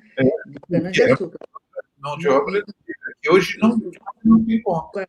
Mas eles se miscigenaram muito, porque para lá foram os holandeses. Os holandeses se miscigenaram mais. Né? É muito comum você ver naquela região descendentes de negros com olhos claros. Né? Os holandeses se miscigenaram muito mais rapidamente do que os portugueses. Né? É por isso que naquela região você vê menos. Né? Isso é uma coisa que eu descobri na escola, por isso que a escola é muito importante, estudar é muito importante, né? Porque todo mundo brinca com o cearense que tem a cabeça chata, né? E a minha professora, eu nunca vou esquecer disso, minha professora disse assim: você sabe por que o pessoal diz que o cearense tem cabeça chata? Porque o holandês tem cabeça chata. Os holandeses se miscigenaram rapidamente quando chegaram. O holandês é mais aberto, né? Eu não sei se vocês conhecem a Holanda, né? Você tem é muito interessante. Amsterdã é uma cidade muito interessante. E quando cheguei a primeira vez em Amsterdã, eu fiquei assustada, porque os holandeses, tem uma quantidade de holandeses negros na Holanda, né? E a gente sempre acha que holandês é branco, clarinho. Não, eles são muito miscigenados, né? E eles se misturam com muita facilidade. Os holandeses têm uma atitude muito diferente dos portugueses. Os portugueses, né, são mais, nesse sentido, discriminam mais. Né? O Spinoza, grande filósofo, ele era de origem portuguesa. Ele fugiu para a Holanda porque na Holanda ele tinha mais condições de sobrevivência, né? Porque ele era judeu e em Portugal ele era perseguido. Né? Não, é verdade. Isso, meu professor de filosofia política, foi uma descoberta para mim, né? De saber que Amsterdã era a capital mundial do comércio. Isso na Idade Média, por exemplo. Então, por isso que os judeus, por exemplo, saíram de lá do Oriente e viraram banqueiros, viraram comerciantes, todos em Amsterdã. Então, todos em Amsterdã. Então, a Holanda sempre foi um país da diversidade. Maior. Sim, sim. Eu vou ler algumas coisas aqui para vocês, Ildinha. A Regina Séria fala, muito obrigado por esse bate-papo, maravilhoso, volte mais vezes. A Silene fala, maravilhoso, estou fascinada. Obrigada, doutora Isildinha. A Maria Tereza, que é supervisora do projeto, muito obrigado por compartilhar todo o seu conhecimento comigo.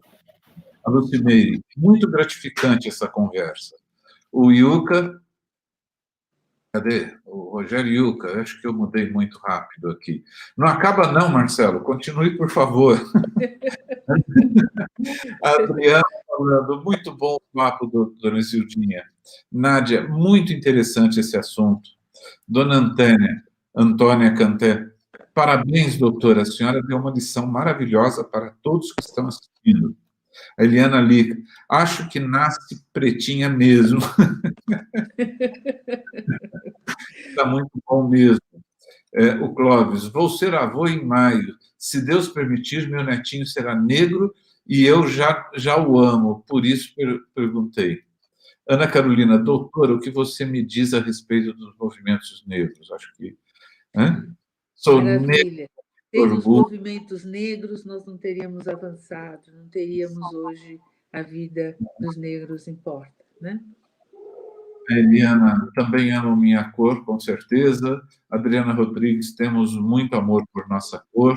A Undina, doutora Isildinha, gratidão por dispor seu tempo e compartilhar com doçura seu saber acadêmico e vivencial. O Clóvis, muito obrigado, doutora. Elton, Padre Marcelo.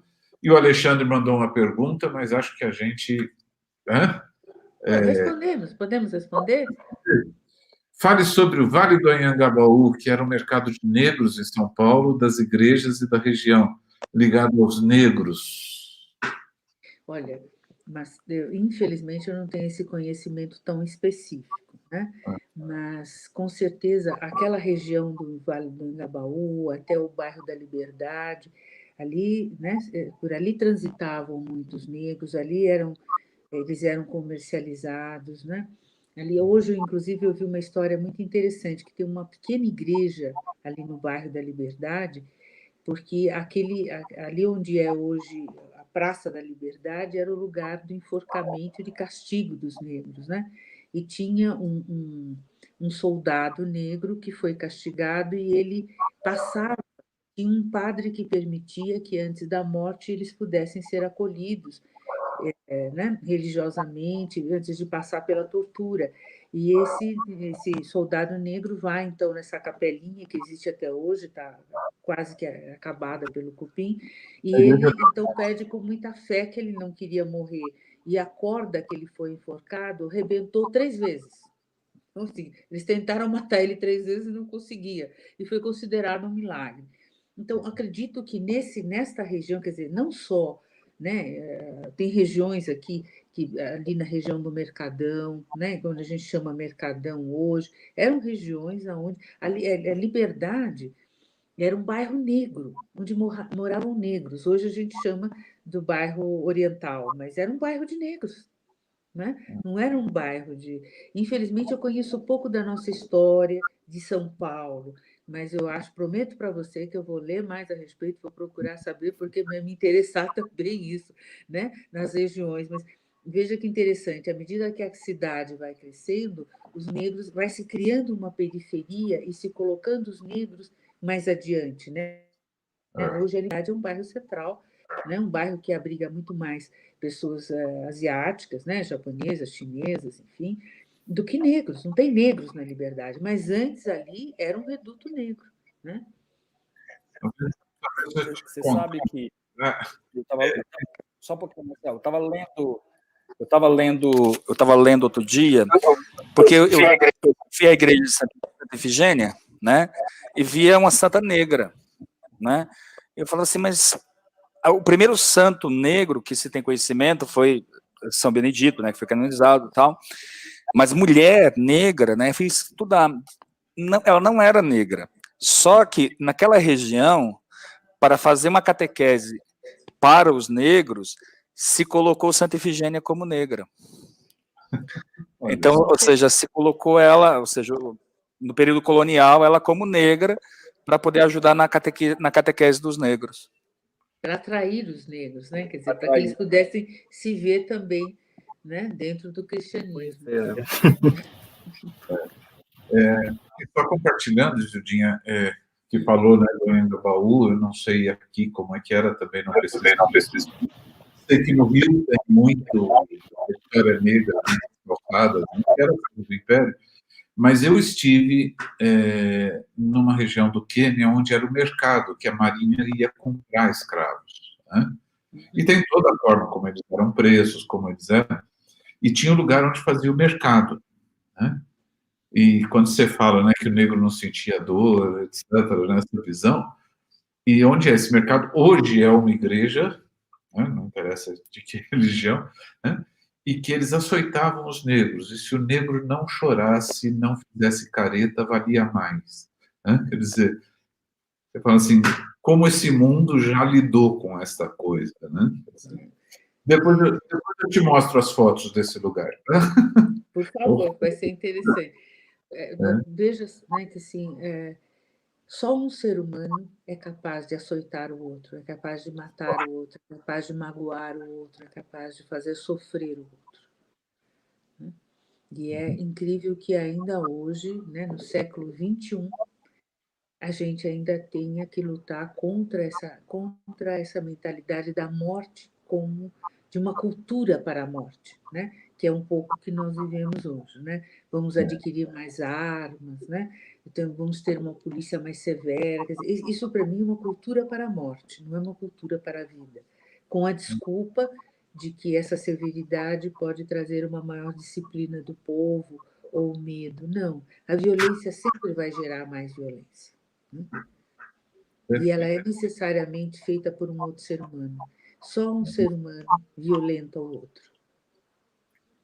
Zildinha, fiquei emocionado o tempo inteiro. Obrigado.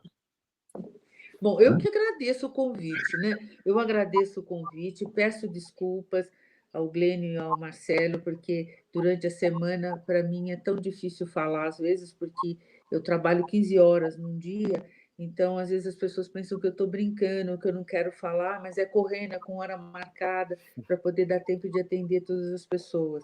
Mas eu agradeço muito a toda a comunidade, a todas as pessoas que eu não vi aqui, né? Eu gostaria muito de conhecê-los fisicamente mesmo, quando tiver a oportunidade, eu gostaria de estar com vocês. Não é? E a vida cristã sempre me interessou muitíssimo, tenho uma enorme admiração pela igreja, tenho uma enorme admiração pela filosofia patrística, né? Santo Agostinho, meu querido, Santa Teresa d'Ávila, leio a Bíblia, vou à missa, sempre gosto muito, e tenho um enorme respeito pelas religiões de matriz africana, enorme, né? Pelo budismo e por tantas outras, porque penso sempre que Deus tem várias faces, né? E tomara que a gente consiga enxergar todas com respeito. E eu agradeço muito o convite. É isso. Elton, fala aí, depois o padre encerra junto com a Isildinha, porque eu não aguento mais falar, não, eu estou emocionado. Na verdade, assim, eu quero responder aqui a pergunta que a Ana faz, que ela pergunta assim, será que algum dia teremos um Papa Negro? Eu acredito que sim. Na verdade, já era para ter saído um Papa Negro. O problema é que nós, infelizmente, em todos os lugares que nós estamos, né, nós temos uma política racista, né, e a igreja não é diferente disso. Mas os cardeais africanos, eles têm cada vez mais ganhado espaço dentro da Cúria Romana. Então, nós temos cada vez mais cardeais africanos, né?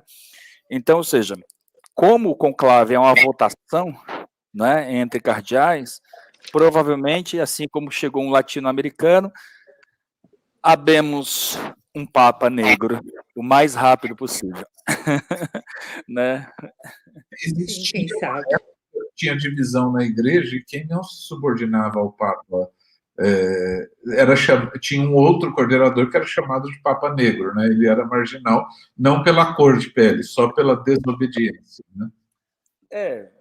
São palavras, como eu disse, né? Que eu fui aprendendo com pessoas que puderam me ensinar, né? Então, por exemplo, palavras que a gente não deve usar, denegrir, por exemplo, né? Amanhã é dia de branco, judiar, né? São todas palavras preconceituosas e racistas, né? Que a gente... o significante da palavra, né? Quando o Marcelo fala Papa Negro, por que Papa Negro?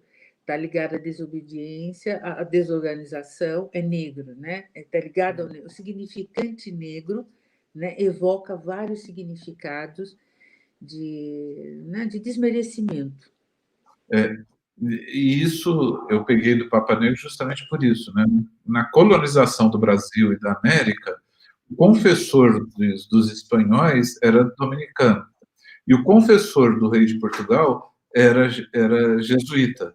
E os jesuítas diziam que não se subordinavam ao Papa e tinham o Papa Negro. Coisas de humano. Coisas do ser humano, né?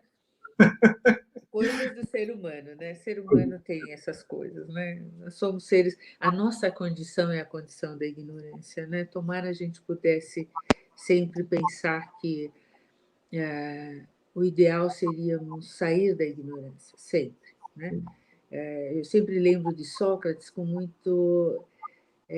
Sócrates foi um filósofo muito querido para mim, né? Pela sabedoria, sobretudo, né? Porque quando ele vai visitar o oráculo, e é convidado para visitar o oráculo diz: Sócrates, dizes que tu és sábio. E ele diz: mas tudo que sei é que nada sei. Né? Esse reconhecimento, né, de uma essência humana que deve buscar conhecer sempre, porque nunca sabe nada. Né? A gente está sempre aprendendo. Né? Elton, como foi a transmissão para você? A transmissão foi maravilhosa. Fiquei aqui aprendendo bastante, né, com a fala da Isordinha, com as colocações. Acho que as perguntas foram muito pertinentes. Acho que tem muito ainda a perguntar. Acho que as pessoas têm muita coisa para perguntar. Eu acho que o caminho é a educação, é o aprendizado para a gente sair desse racismo institucional, né, instaurado nesse nosso Brasil aqui, né. Tem aí o João Alberto, que foi violentado aí, morto, né, espancado até a morte no Carrefour. Eu passei semana passada por essas perseguições dentro do mercado, poderia ser eu, um João Alberto hoje. Então, acho que a educação é o caminho. Acho que o respeito, a Isildinha colocou muito bem, né, só o ser humano pode agredir o outro ser humano, né, então acho que o respeito, a educação é o caminho. Eu rapidamente gostaria de partilhar uma coisa que me veio à mente agora, né? Eu li hoje na UOL um rapaz que escreve aquele blog, acho que é Comida Bruta, e ele escreveu assim: esse rapaz morreu porque era negro, porque eu e meus amigos brancos, estudantes da USP, cansamos de roubar as coisas no mercado e nunca nos prendiam e fazia a gente pagar. Esse rapaz, por ser negro, ele estava pagando, ele não estava roubando, né? Mas eu não sei, me veio essa reflexão aqui, né? Ou seja, eu tive um padre que me auxiliava no início da minha carreira, que ele era negro, e era incrível, incrível. Ele dirigia o carro, a gente era parado na primeira blitz. Eu dirigia o carro e a gente não era parado. É incrível, são pequenas atitudes, mas que demonstram o grande distanciamento e a grande violência que existe nesse país. Isto é o racismo institucional, né?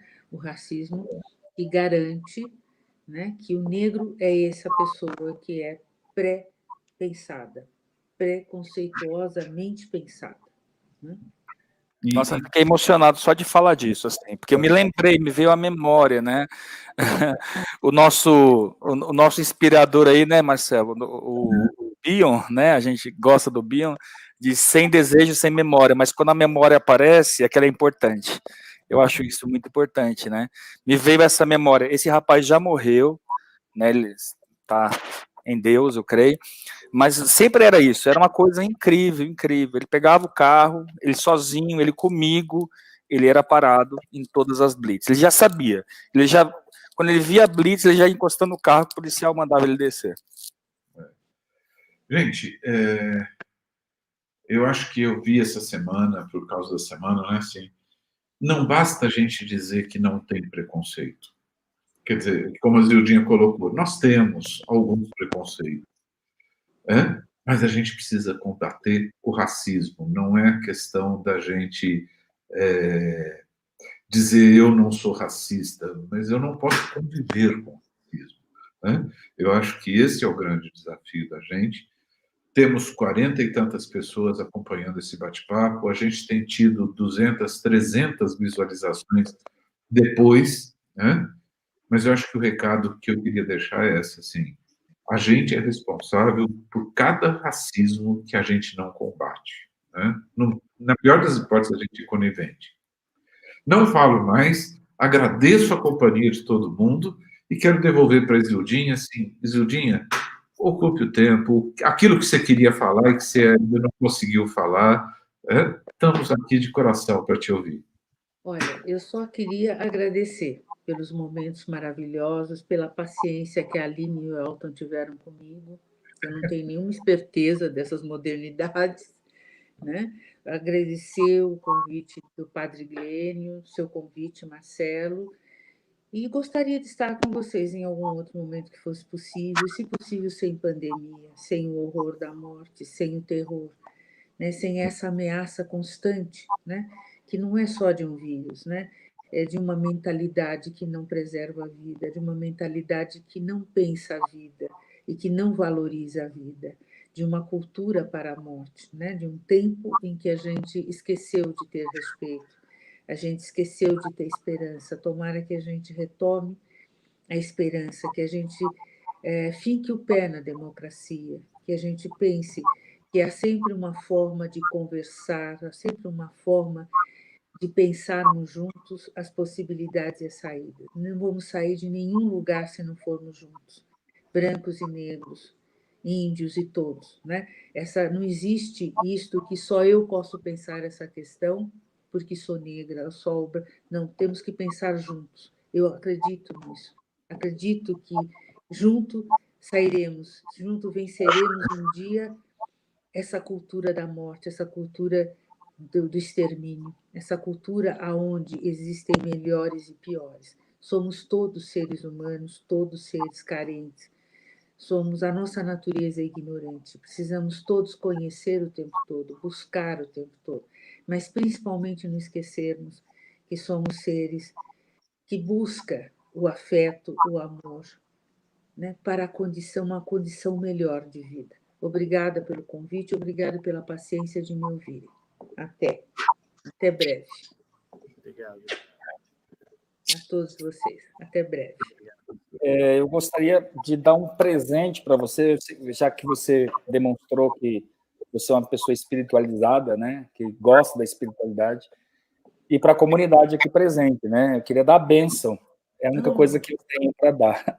Que coisa maravilhosa. Eu sempre digo para as pessoas que as pessoas quando eu queria te dar um presente, faça uma meditação, uma oração. Esse é o maior presente que a gente pode receber. Padre, muito obrigado pela sua bênção. Eu estou aqui de coração aberto para receber a sua bênção. O Senhor esteja convosco. Ele está no meio de nós. Pela poderosa intercessão de Santa Teresa d'Ávila, Santo Agostinho e Santo Tomás de Aquino, abençoe-vos o Deus Todo-Poderoso no amor, Pai, Filho e Espírito Santo. Amém. Amém. Grande beijo. Obrigado. Muito, pessoal. Obrigado. Muito obrigado, Zildinha. Obrigado, Marcelo. Obrigado, Padre. Obrigado, Elton. A todos. Tchau. Zildinha.